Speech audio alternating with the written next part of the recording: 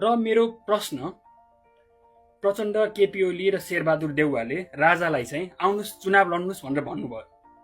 मैले भन्दै गर्दाखेरि उहाँहरूलाई के भनेको, चुनाव लडेको होइन र म आफै लडेको होइन र हजुरहरूसँग चुनाव, म शेरबहादुरसँग 1 to 1 अब त अत्याचारै भयो चुनावै लड्छु भनेर लडेको होइन र तपाईँहरूसँग चुनाव लडेर सकिन्छ। डडेलधुरामा गएर म चुनाव लड्दै गर्दाखेरि चुनाव जित्न सकिन्छ जस्तो लाग्छ?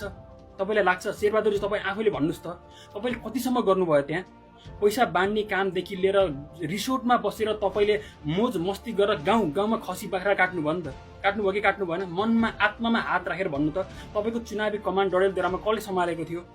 ठेकदारले सम्हालेको होइन तपाईँको चुनावको कमान्ड सबैले। अनि तपाईँको लगभग सहरहरूमा त सकिन्छ। अमरगढीमा तपाईँ पुरै क्लिन सुपै हुनुभयो त तपाईँलाई थाहै छ।